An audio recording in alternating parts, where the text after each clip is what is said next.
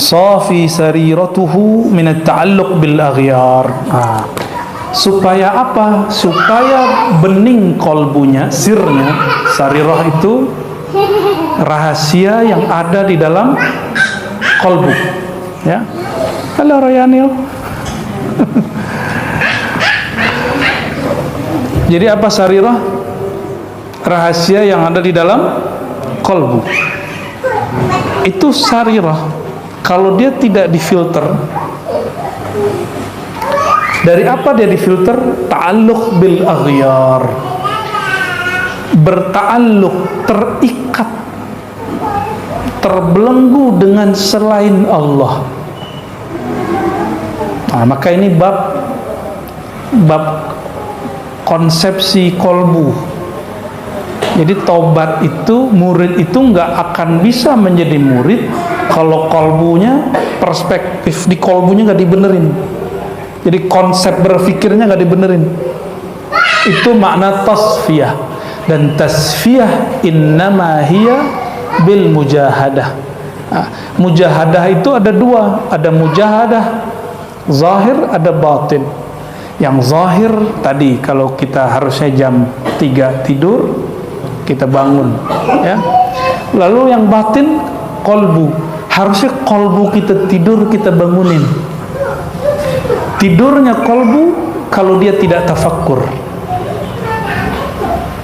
Jadi kolbu yang tidur apa? Dia tidak tafakkur. Karena orang tidak tafakkur tidak mungkin zikir, yang ada cuma mendengkur. Maka Nabi SAW mengatakan, orang yang zikir dengan yang tidak zikir seperti apa? Seperti orang yang hidup dengan yang mati. Dan Rasulullah SAW mengatakan, ya, tapi riwayatnya tidak sampai derajat sahih. Yang sahih itu yang mauquf kepada Ibnu Abbas dan Ibnu Mas'ud. Wa tafakkur sa'ah afdal min 70 sanah. Afdal min ibadatin 70 sanah. Orang tafakkur itu lebih utama daripada ibadah 70 tahun. Tafakkur itu apa? Tasfiyah. Oleh karenanya ibadah kita rusak kalau nggak tasfiyah. Ini yang ditakuti oleh syaitan. Jadi syaitan itu sama orang yang sudah tasfiyah tidur itu lebih bahaya daripada orang yang belum tasfiyah zikir. Karena orang yang belum tasfiyah zikir pasti riya.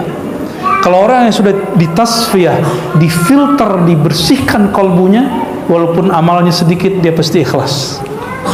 Inilah yang dilakukan oleh seorang ahli ma'rifat yang mengatakan kepada pembunuh 100 orang yang terakhir dia bunuh adalah seorang ulama. Apa kata dia? Siapa yang melarangmu tobat? Siapa yang melarangmu tobat? Apa yang menghalangnya dari tobat? Itu langsung bersih persepsi dia. Yang tadi dia pikir Allah itu akan murka, lalu dia berpikir lain, Allah ternyata sangat penyayang. Jadi si ulama ini, ahli ma'rifat yang ada di kampung-kampung itu, ternyata dia membuka perspektif baru untuk si murid. Itulah asbabnya si murid ini belum sampai di kota seberang, tapi malaikat rahmat Allah utus untuk memanjangkan satu langkahnya, satu langkah aja. Maka dia dihitung menjadi tawabin, orang yang tobat. Kenapa? Dia sudah tasfiyah. Sudah tasfiyah. Maka at-tasfiyah qat'ul ala'iq anil aghyar. Ini kaidahnya. At-tasfiyah qat'ul ala'iq anil aghyar. Merubah hati yang tadinya bergantung kepada makhluk, sekarang tidak bergantung kepada makhluk, bergantungnya kepada Allah. Yang tadi buruk sangka kepada Allah menjadi berbaik sangka kepada Allah Subhanahu wa ta'ala. Coba hari ini sudah berbaik sangka belum dengan Allah? Bahwa Allah maha baik, apapun yang dia mau pasti baik, apapun kehendak dia pada hakikatnya baik, cuma perspektif ini yang kurang baik. Maka orang yang mati dalam berbaik sangka kepada Allah, dia mati dan dia jadi wali Allah. Mudah tuh jadi wali Allah? Emang mudah membangun perspektif yang baik. Semudah apa merubah cara berpikir, cara kolbu? Semudah itulah. Jika antum bilang sulit, ya sulit sudah. Maka jika ada ulama sering ngomong, urusan hati mah ribet, ya sudah, bagi ente ribet. Berarti dia tidak mengenal karamatul ummah al-Muhammadiyah, ya, yang disebut al-Imam Sya'rani, bahwa karamat umat Nabi Muhammad SAW mungkin tidak bisa mindahin gunung ke gunung, tapi ada yang bisa. Mungkin gak sehebat Asif bin Barkhiyah memindahkan istana Bilqis, tapi dia bisa memindahkan kolbu dari makhluk kepada Allah. Minal aghyar ila rabbil aghyar, Rabbuna tabaraka ta'ala.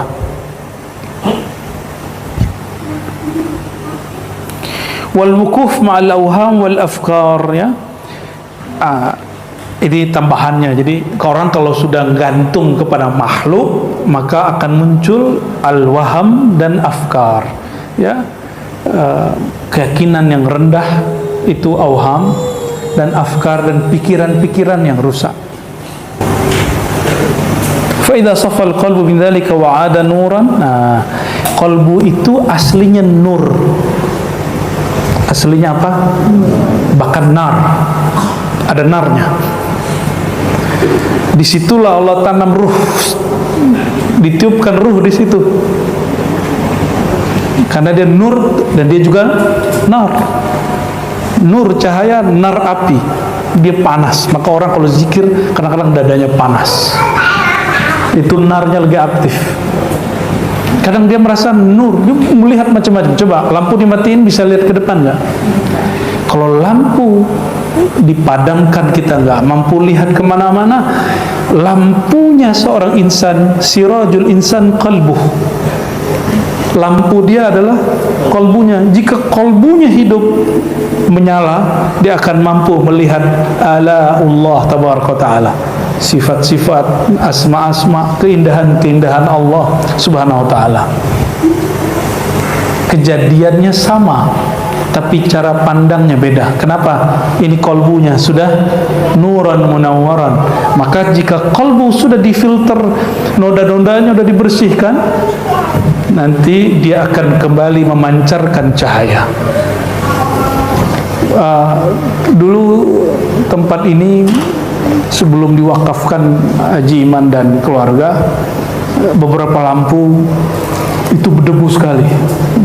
Sepertinya dulu pernah orang zikiran terus gak zikiran lama. Benar Haji Iman ya? Akhirnya nempel lah macam-macam di situ, sehingga kita hidupin lampu tetap aja gelap. Maka tasfiyah itu ilustrasi paling gampangnya membersihkan noda yang melekat, yang nggak bisa dibersihkan cuma dilap pakai ini, ya. Dia mesti pakai air, pakai sabun dan lain sebagainya. Itu namanya tasfiyah. Orang sakit sanggup nggak mengobati dirinya sendiri? Maka dia perlu mencari orang yang sudah tahu cara tasfiyah. Tidak mesti orang itu kolbunya sehat-sehat amat, yang penting dia tahu cara bersihin kolbu. Saya mau tanya, dokter itu tetap sakit atau ada yang nggak pernah sakit? Bener nih. Oh ya, Pak Letkol nih istrinya kan dokter. Bundo dokter sakit nggak? Pernah sakit. Kirain kalau dokter nggak bakal sakit gitu. Maka jangan terlalu tinggi overestimate terhadap mursyid. Mursyid itu tidak semuanya. Bahkan semua mursyid tidak ada yang maksum. Maksum itu terjaga dari dosa. Nggak ada. Semua mursyid pasti ada kekurangannya. Jadi jangan kemudian mendewakan mursyid. Oke? Kalau salah, salah aja. Gak usah dibilang ahwal juga. Salah aja, tapi bukan kita yang negur. Orang yang tepat yang negur dia. Kalau antum negur mursyid, antum jadi mursyid dia. Maksud saya apa? Nggak usah jauh-jauh. Ini jangan salah paham. Kenapa ibu-ibu protes? Kok suamiku nggak bisa dibilangin ya? Bapak juga protes. Kok bini gua nggak bisa dibilangin tadi? Apa jawabannya? jika kalam seorang syekh dipakai oleh bukan syekh jadi norak. Coba buka sosial media, lalu ada orang yang kayak jadi motivator padahal dia bukan motivator. Lucu nggak? Dia bukan motivator, terus buat status cara kaya. Lucu nggak? Lucu. Benar lucu. Ya, saya punya kenalan jamaah, kita ngajar dia beberapa tahun lah. Ya, tukang suka ngeremehin orang. Hatta gurunya sendiri diremehin sama dia. Suatu kali salah satu gurunya nulis buku cara sukses dan kaya. Bukunya tipis. Terus dia bilang, hehe, gitu. Ketawa dong lihat buku. Ini buku orang udah kaya. Dibagiin ke orang tapi ketemunya nggak ngejekin. Ini buku orang kaya kan. Apa keanehan situ? Yang nulis bukan miliarder, bukan triliun, bukan seorang pengusaha. Dia ustadz, tapi nulis buku cara jadi kaya. Kalau ustadz cocoknya jadi apa? Nulis apa? Bagaimana cara membersihkan kolbu? Ya pantas-pantas saja lah. Walaupun ada ustadz pengusaha boleh. Ya, baru dia nulis tentang kaya. Ya, sama. Antum kaya, lalu ingin menciptakan kiai, nah, itu juga aneh. Nah, disitulah muncul orang-orang yang buat pesantren, dikira pesantren itu cuma berkubah, terus ada tulisan Arab-Arabnya, lalu dibikin agak Arab-Arab dikit gitu ya. Terus dia cari ustadz yang bisa dia gaji. Ente bisa ciptain kiai? Itu bukan kiai. Kiai bukan begitu. Kiai itu yang bangun ruh pesantren sebelum bangun bangunan pesantren. Sebelum fisik pesantren ada, ruhnya dulu. Maka ruh ini ditaruh di mana aja beres, nggak masalah. Ruhnya sudah ada. Nah, jadi tolong jangan salah persepsi ya. Baik.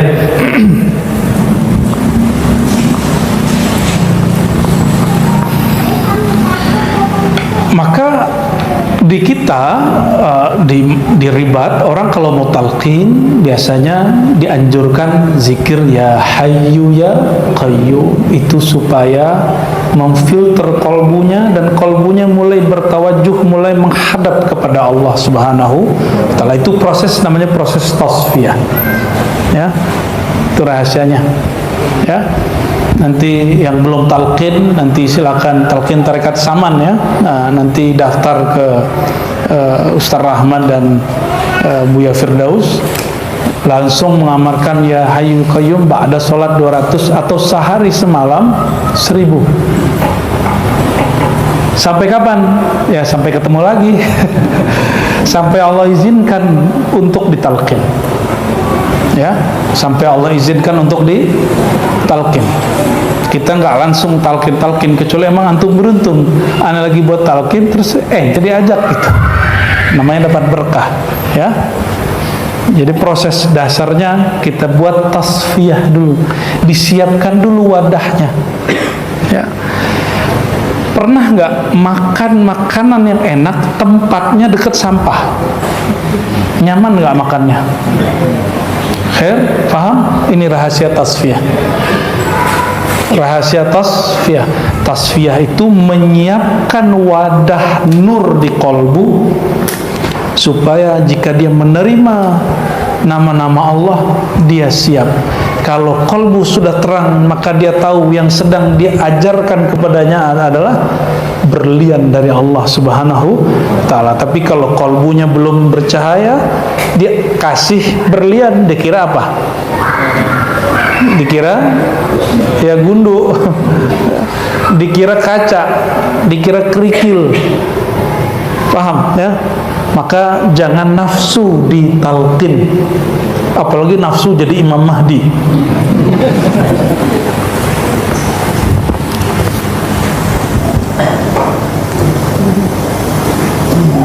يقول قد صفى لكم لا يتم له هذا المقام إلا بعد مجاهدة تامة إذا قعد وقام. Maka kalau ingin ini cara ringkas supaya kolbunya bening, mau cara ringkas? mau gerak apa aja katakan raditu billah, aku ridha kepada Allah. Ya. Ini membersihkan persepsi. Gimana caranya? Raditu billah, atau pakai bahasa kita, ya Allah aku ridha, ya Allah apa saja aku ridha. Itu cara apa? Cara tasfiyah paling cepat. Mau berdiri, mau tidur, bangun tidur, mau gerak, mau kemana, katakan ya Allah aku ridha, ya Allah aku ridha, ya Allah aku ridha. Inilah yang dilakukan oleh para imam. Para imam ketika mulai zikir, ilahi anta maksudi wa ridhaka, padahal baru awal zikir, belum zikir dimulai sudah ilahi anta maksudi wa ridhaka, matulubi, ridhamu yang kami pinta. Berdiri, bangun, duduk, katakan raditu billah, raditu billah, ya. Orang kalau sudah ridha,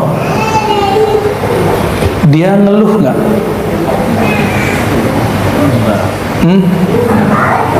Oke, betul? Beneran nih, sudah ridha belum pun Allah? Kenapa kita nggak marah sama si bocil kalau dia berisik? Karena anak kita. Kenapa kita nggak marah kalau anak-anak kita mecahin gelas? Karena kita tahu, kenal dia. Maka syartur ridha ma'rifatullah. Maka awwaluddin ma'rifatullah, awalnya agama mengenal Allah. Maka tasfiyah itu nggak mungkin sempurna mujahadahnya kecuali dimulai dengan mengenal Allah. Jadi kalau orang bilang kajian ma'rifat tinggi, enggak, justru itu basic. Awalnya agama mengenal Allah, berarti ma'rifatullah kajian basic atau kajian tinggi. Dan nggak ada namanya kajian tinggi kalau orang basicnya nggak beres. Coba antum lihat kajian ini dari dulu sampai sekarang, la ilaha illallah, raditu billah, astaghfirullah, cuma dengan bahasa-bahasa kolbu, itu aja bedanya, nggak keluar dari itu. Dan jangan terlalu terganggu dengan seperti Imam Syafi'i. Imam Syafi'i itu dituduh oleh seorang imam namanya Yahya bin Ma'in, seorang Syiah yang keji. Siapa yang menuduh? Imam Syafi'i dituduh Yahya bin Ma'in. Mungkin gak Imam Syafi'i Rafidhi keji menghujat sahabat Nabi dan istri-istri Nabi? Mungkin gak? Ya, kira-kira begitulah. Antum kalau nggak percaya, ini Tahadus bin Imah, saya dari S1, S2, S3 jurusannya akidah. Mungkinkah orang yang belajar akidah Ahlussunnah dari kecil sampai S3 mengatakan bahwa menyembah Nabi Isa boleh? Mungkinkah orang yang belajar akidah Ahlussunnah dari kecil sampai sekarang lalu mengatakan bahwa semua agama sama? Ada nggak saya ngomong begitu? Coba antum cek. Ini yang mengganggu-ganggu murid tuh, tasfiyahnya nggak beres. Suzon dulu sama gurunya. Ya. Ini bagian dari tasfiyah. Jadi ini cara tasfiyah yang kedua. La ilaha, mau berdiri duduk bacanya la ilaha illallah. Apa makna la ilaha illallah? Tiada yang disembah. Ya, mana basic dulu, ketinggian itu. Tiada Tuhan, berarti selain Allah bukan Tuhan.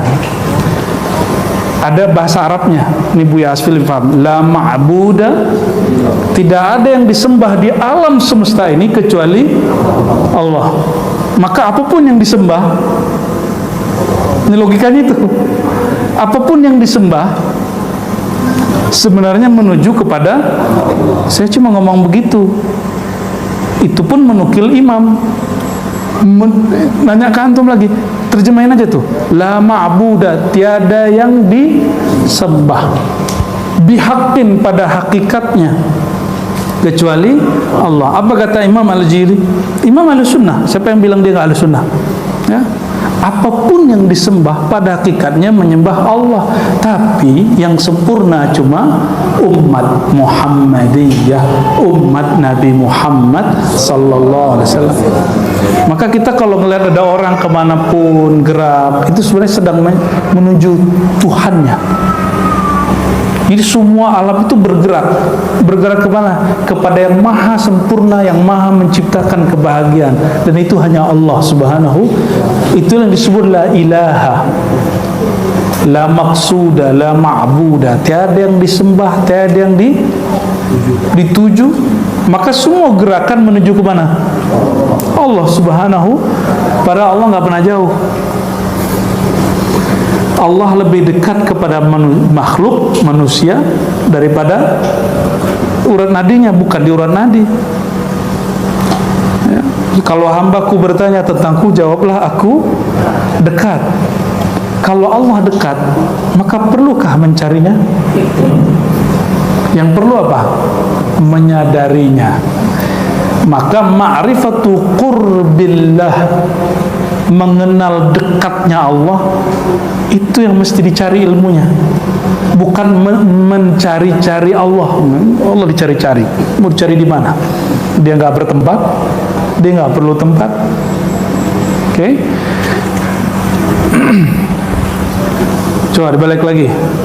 La ilaha, tiada yang disembah kecuali, tiada yang disembah. Maka kalau ada yang disembah di alam ini, coba lihat, yang disembah orang matahari. Matahari apanya Allah? Ada nur apa di situ? Nurul hayah, nur kehidupan. Maka kalau nggak ada matahari, nggak ada tumbuhan. Tubuh kita juga nggak tumbuh.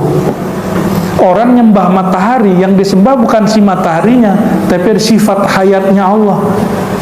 Tapi dia nggak nyembah nama, sifat, dan zat sekaligus. Maka perlu ditasfiyahkan qalbu si murid.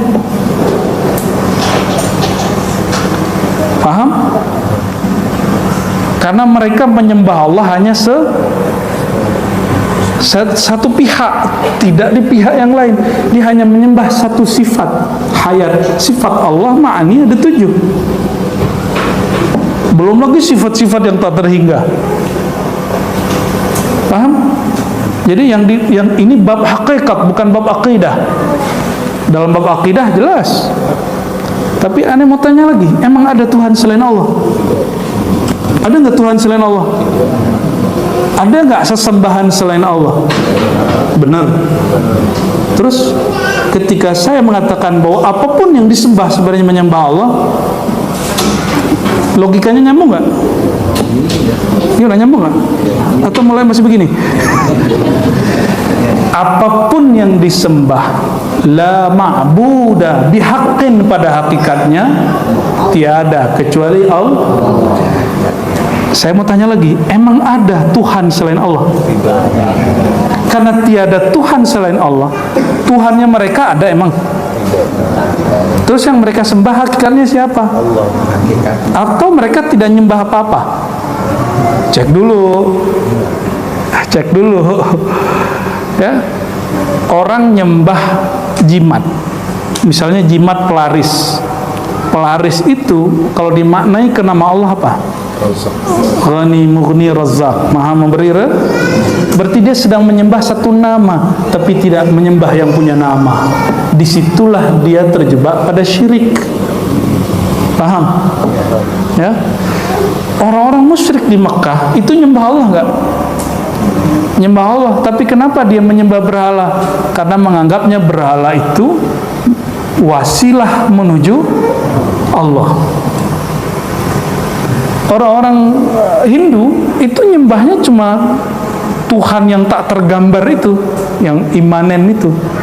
Tapi mereka untuk mendekat kepada sang Tuhan itu lewat Wisnu, siapa? Ya, yang Hindu lebih paham lah. Dan saya diskusi dengan mereka, siapa itu Wisnu? Siapa itu Siwa? Itu manifestnya Allah. Manifestnya Tuhan mereka, Sang Hyang, Sang Hua, kalau dalam bahasa Arabnya. Maka Imam Al-Jili bilang mereka nyembah Allah tapi tidak lengkap. Itu kritik Imam Al-Jili, Imam Ahli Sunnah. Maka kritik Ahlul Haqiqah itu beda dengan kritik ahli aqidah. Kritik ahli haqiqah dia lebih kepada tasfiyah. Mereka mengkritik bukan untuk menghujam, bukan untuk menyudutkan. Apa kritik Imam Jili? Ente sudah nyembah Allah tapi baru satu sifat. Jadi orang gak kecewa-kecewa amat gitu, gak sedih-sedih amat, ya. Tapi kalau ente ahli akidah gimana? Ente sesat, dhalun, mudillun, musyrik, ya. Ente finnar, kan begitu langsung. Ente masuk neraka, jahannam, khalidan, mukhalladan, abadan, abadal abidin. Begitu kalau cuma satu perspektif. Oke. Adakah di umat Islam orang yang belum Muhammadi? Banyak. Yang nyembah Allah hanya karena ingin sesuatu. Maka dia walaupun sudah syahadat, tapi pada bab hakikat dia belum kamal, belum perfect, belum ideal. Sholawat untuk pelaris, baca Quran, baca waqiah untuk pelaris. Apalagi wa alqaitu mahabbatan minni litasna ala ini, amalan dia tuh untuk mahabbah pelet. Ya akhi, hazihil ayah muqaddasah, ayat-ayat ini suci, gak pantas untuk urusan-urusan syahwat, gak pantas cuma untuk urusan dompet, gak pantas, ya. Maka orang murid kalau dia zikirnya, sholawatnya, ibadahnya, wiridnya li ghardin min aghradid dunyawiyah, untuk tujuan duniawi, dia mesti ditasfiyah, mesti dibersihkan kolbunya oleh guru. Walaupun itu secara ilmu syariat, ilmu fikih boleh, tapi secara ilmu hakikat ghair najih, dia nggak lolos, dia masih gagal. Karena dia sholawat sebenarnya bukan untuk Nabi, tapi untuk dirinya. Dia sholawat bukan karena cinta Rasulullah, tapi karena cinta dengan dunianya. Lihat nih Pak Jero lewat, sholawatin. Ente cinta Pak Jero bukan cinta Rasulullah Sallallahu Alaihi Wasallam, ya. Ngeliat nih calon nih, kayaknya cocok nih buat gua nih. Wa alqaitu, baca ayatnya. Baca ayat ini bukan karena ikra, Allah bilang bacalah, tapi karena ente punya syahwat yang harus ditunaikan. Itu aja bedanya. Boleh nggak secara fikih? Boleh, masih banyak.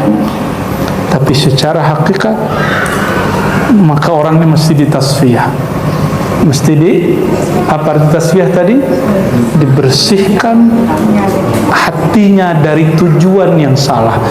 Kolbunya mesti menghadap ke Allah dulu, baru bisa dikasih wirid, baru bisa ditalqin, baru bisa ikut suluk, baru bisa kemudian menapaki makom taubah, makom sabar, syukur, sampai kemudian makom yang hanya Allah yang tahu.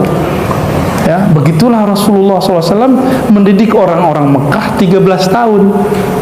Itu sebabnya di Mekah 13 tahun ayat sudah turun 5 tahun atau 3 tahun sebelum hijrah, tapi Nabi belum mengajarkan sholat 5 waktu. Apa yang Nabi ajarkan pertama kali?